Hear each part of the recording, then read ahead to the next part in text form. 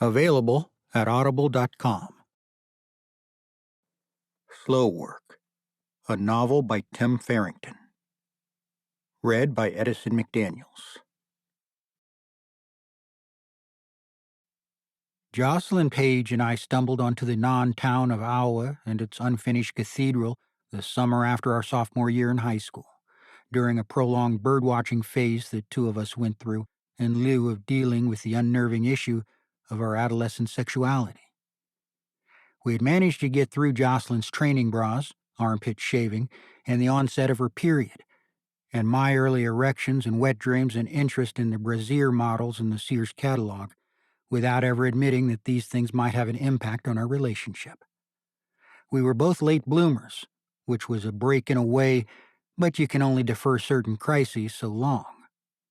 I had just gotten my driver's license that summer, so we didn't spend as much time on bicycles, but otherwise we were bent on pretending that we were still best friends in grade school, roaming the dwindling forest of Kempsville with twin pairs of binoculars, the 1947 edition of Roger Torrey Peterson's Field Guide to the Birds of Eastern and Central North America, and a sort of desperate mutual earnestness.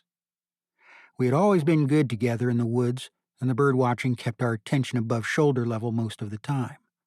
It may have been the last moment in my life when I could see a kingfisher without thinking of the maimed and impotent king of the wasteland in the Grail cycle. We came upon the cathedral late in the afternoon on a Saturday, during the dog days of August, after a day in the wildlife refuge on Hog Island, having turned down the unmarked road into the woods only because we were exhausted by a long day of snowy egrets, green-winged teal, and relentless sublimation, and looking for a shortcut back to Highway 10. I remember the moment the way you remember how you got a scar. Jocelyn had just told me that Jimmy Benoit had asked her out to a movie and that she was going to go. I suspect that she had waited until we were on our way home to break this news because she was as terrified as I was of what it all meant. Jocelyn had gone out on several dates during junior high school, stilted and utterly unthreatening outings, bruising fiascos at skating rinks and dinners at McDonald's where the dollar bills ran short.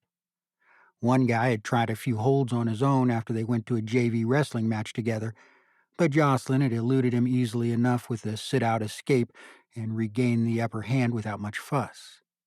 Jocelyn 3, date 0, as she had wryly summed up the adventure for me the next day.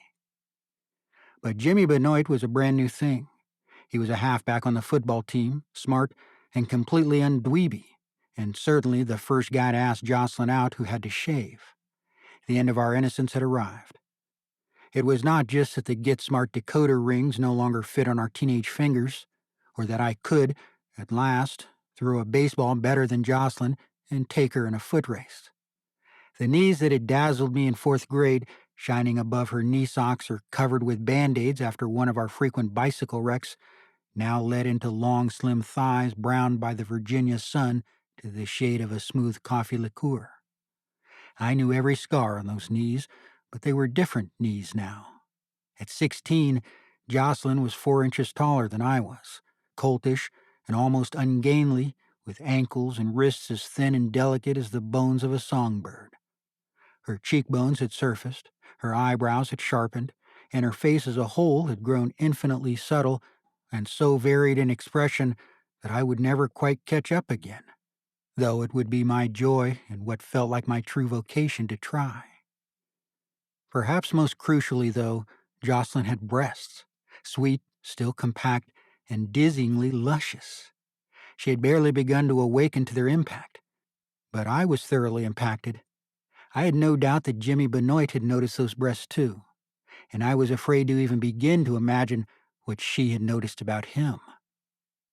And so I was in a state of quiet but savage despair, and struggling to maintain a working pretense of the just friends now supportiveness that seemed to be called for when the road bumped into Chiphokes Creek, indicating that the hoped-for shortcut wasn't going to work out, and then hooked north, confirming that we were a bit lost. "We should probably just turn around," Jocelyn offered, gently pragmatic, understanding that I was in a bad state of mind. I nodded obligingly, but did not immediately slow the car. Truly, I was in no hurry to take the most efficient route back to a world in which Jocelyn was going to the movies with Jimmy Benoit.